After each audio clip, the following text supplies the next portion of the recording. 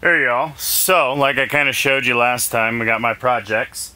We got my bike over here, which I kind of need to do a quick tune-up, double-check everything, make sure that it works, finish up the sissy bar, repaint some of the stuff, and also fix my saddlebags that I have made.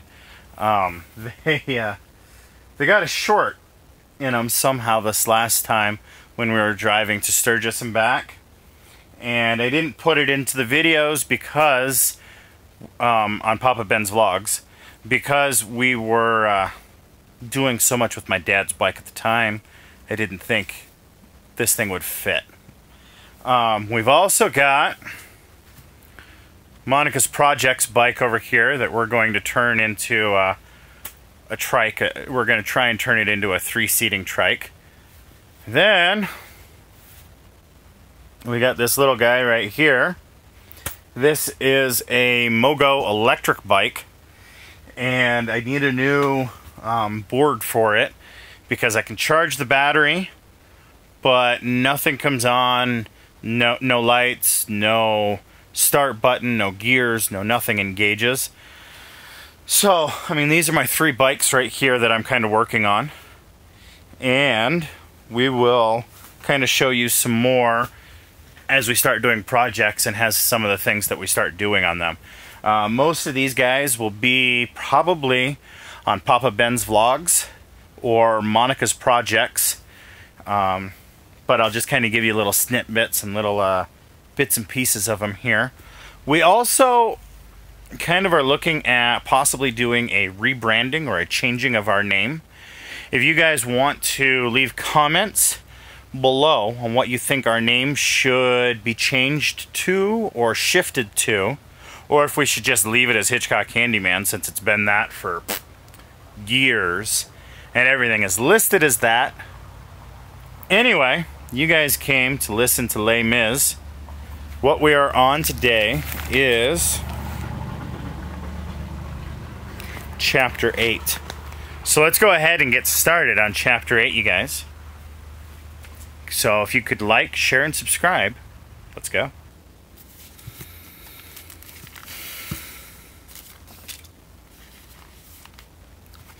The senator, referred to above, was an intelligent man who had made his way in life with a directness of purpose that disregarded such obstructions as conscience, sworn testimony, faith, justice, and duty. He had marched straight to his objective without swerving. Formerly a public prosecutor, mollified by success, he was not a bad man at all, doing all the little kindness that he could for his sons-in-law, and his other relatives, and even his friends, having wisely taken the pleasant side of life, accepting all benefits that came his way. Anything else seemed stupid. He was witty, and just enough of a scholar to think himself a disciple of Epicurus, though he was probably simply a product of Pigullet Lebrun. He laughed freely and pleasantly at infinite and eternal things, and at the crotchets of the good bishop. He laughed at them sometimes with a patronizing air, in front of M. Muriel himself, who merely listened. At some semi-official ceremony, the Commandant day, this senator, and M. Muriel stayed to dine with the prefect. At dessert, the senator, in rather high spirits, though still dignified, exclaimed, "Good Lord, Monsieur Bishop, let's talk." It's difficult for a senator and a bishop to look each other in the eye without blinking. We are 2 prophets. I must confess to you, I have a philosophy of my own. And you're right, the bishop answered. As a man makes his philosophy, so he rests. You are on the purple bed, Monsieur Senator. Encouraged by this, the senator proceeded. Let's be good fellows. Good devils, even, said the bishop. I assure you, the senator resumed, that the Marquis de Argens, Pyro, Hobbes, and Emnigian are not villains. I have all my philosophers in my library, gilt-edged. Like yourself, Monsieur le Comte, interrupted the bishop. The senator went on. I hate Diderot. He's an ideologue, a demagogue, and a revolutionary, basically believing in God, and more bigoted than Voltaire.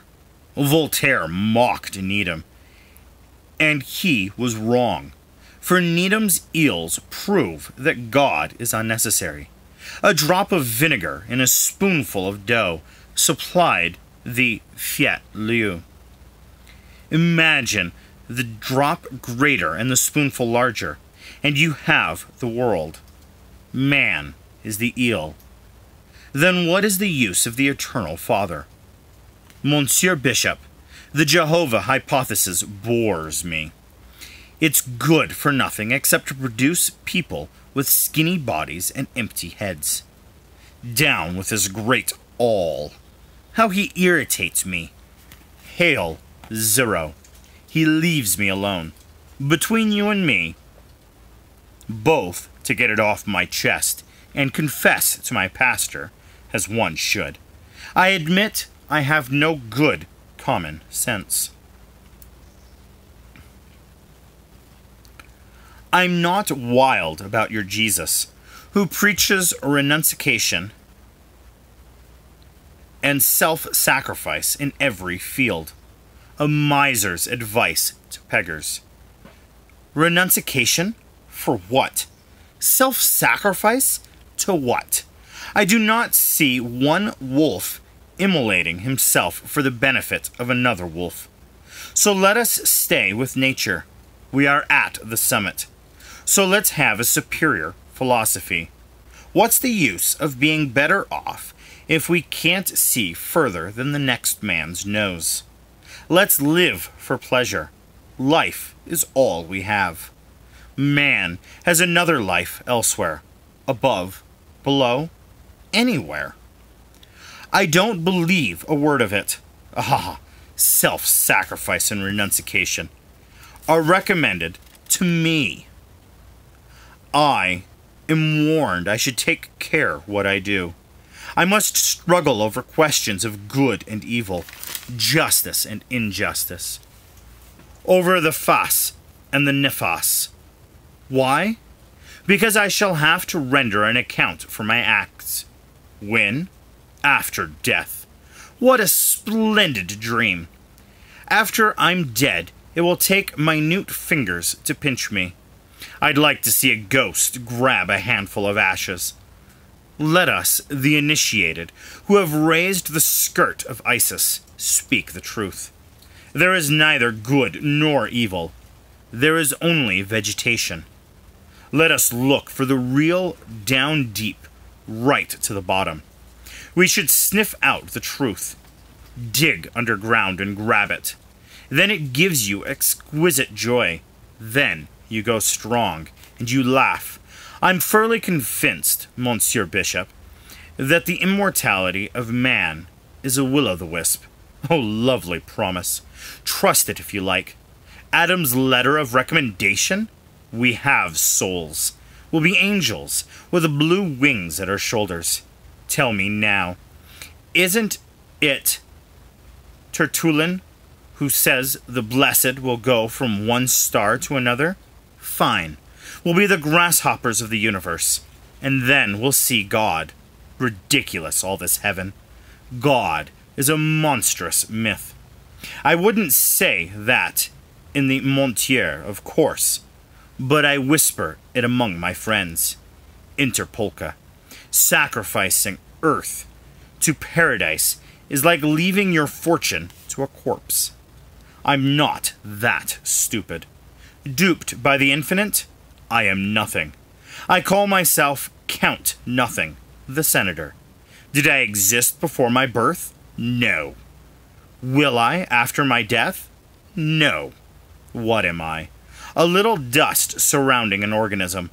What do I have to do on this earth? I have the choice of pain or pleasure. Where will pain lead me? To nothing, but I will have suffered. Where will pleasure lead me? To nothing, but I will have enjoyed. My choice is made. I must eat or be eaten, and I choose to eat. It is better to be the tooth than the grass. That's my philosophy. After which, there is the gravedigger, the Pantheon for us. But all fall into the great gulf, the end, finis, total liquidation. This is the vanishing point. Death is dead, believe me. Laughable, the idea that there is anyone there with anything to say to me. Fairy tales all. Goblins for children. God for men. No, our tomorrow is night, beyond the grave. All are only equal nothings. You have been serendipitous, or Vincent de Paul. It amounts to the same nothing. Live, then, above all else. Use yourself while you have it. In fact, I tell you, Monsieur Bishop, I have my own philosophy, and I have my philosophers. I don't allow myself to be beguiled by nonsense, but there should be something for those beneath us, the barefooted, knife-grinders, and other miserable souls. They're given myths and chimeras for nourishment about the soul, immortality, paradise, and stars. They munch on it, spread it on their dry bread. He who has nothing else has the good Lord, the least good he can have. I have no objection to that, but I keep Monsieur Niegon for myself. The good Lord is good enough for the people. The bishop clapped his hands. That's the idea, he exclaimed. Materialism is excellent, truly marvelous. Reject it at your own risk. Ah, once you have it, you're no one's fool. You don't stupidly allow yourself to be exiled like Cato, or stoned like Stephen, or burned alive like Joan of Arc. Those who have acquired this admirable materialism have all the joy of feeling irresponsible, of thinking they can calmly devour everything. High positions, sinecures, honors, power rightly or wrongly acquired, lucrative reactions, useful betrayals, delectable lapses of consciousness, and that they will enter their graves with it all totally digested. How nice. I'm not referring to you, my dear Senator. Nevertheless, I must congratulate you. You great lords have, as you say, your very own philosophy, exquisite, refined, accessible to the rich alone, good for all occasions, admirably seasoning the pleasures of life. The philosophy comes from great depths, unearthed by specialists. But you are good princes, and you are quite willing to let belief in the good Lord be the philosophy of the people. Much as a goose with onions is the turkey with truffles to the poor. Wow. That is interesting. That is kind of... Yeah, that is kind of fun how that is worded and put like that. So the difference between then materialism and Christianity, or materialism and for the good of your fellow man. Interesting little thoughts and comments. Anyway, I wanted to thank you guys so much for tuning in today, and you all have a wonderful, wonderful, and blessed day.